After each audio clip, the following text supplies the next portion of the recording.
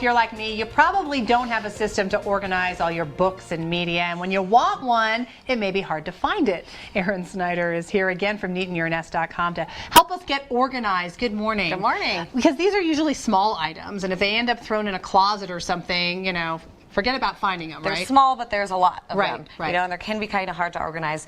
First thing is CDs. A lot of people have a lot of CDs or DVDs. I prefer to keep mine in a case, you know, just where you can kind of put them all in a sleeve, and I get rid of the cases. But now a lot of people are going digital, so they're going to download to their computer. So if you do that, I recommend using an external hard drive, because this is going to be just an extra backup. So if something happens to your computer, you want to make sure you maintain all of your information. So always back up all of your music and things like that. I need to do that. I have a lot of CDs that you're right. People, I mean, we just don't play them on the CD players anymore. And they're getting rid of them. They are actually non-biodegradable, so if you get rid of them, make sure to recycle them. You can go to cdrecyclecenter.com and safely dispose of them. All right, that's some good advice. And sometimes libraries will take them too, in hospitals. So if you're going to get rid of them, good to think give about. them to a good cause. All right, we're talking kids, which kids have lots of things. Right. So if you have DVDs, I like to put all of their cases in a box. That way the kids can go grab them. We've got a couple different DVD players. You can move them from room to room.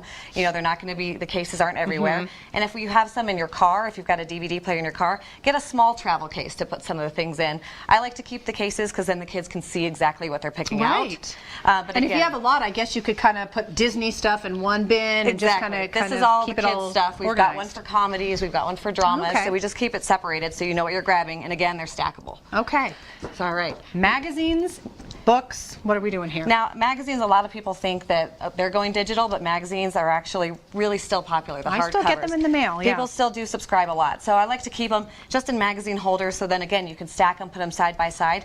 But again, if you want to go digital, if there's something that you want to save, you can take photos or scan the pages in so that you can get rid of the magazines. So then you don't have to keep them, but you have all the articles that you still want. I like that. Again, do a backup on the hard drive so that you don't lose the information. Doctors' offices love these, libraries, hospitals. You know, if you can find a place to get rid of them without throwing them in a landfill, that's all the better. That's some good advice. All right, books. And I do. This is an issue I have. I usually will finish reading and then I'll hand it to somebody else. Right. So if you do to see if they haven't read it. If you keep books, you know, you want to make sure they kind of look nice, because they're another thing that can tend to look cluttered. So like with these, you kind of want to do the similar colors or heights. Okay. If you're going to display them on a shelf, you can also tip them on their side, and then you can put something on top. So that'll be a safe space saver. But you can also kind of make it more of a, you know, presentation instead of just throwing them onto a shelf. Okay. So if I don't have any that are the same color, I like to go tallest to smallest. Okay. So keep it looking somewhat, you know, uniform. All right, and now we're talking digital, so I'm going to hold this up. Everybody's going digital now, too. So if you've got an e-reader, the apps on your phone, what I like to do is I like to sync everything together. A lot of the apps, you can make sure that you can read all the information on all of your devices. So you've got them on your Kindle or your computer or your iPad and your phone. Again, you want to kind of back up all information. That's the key, backup.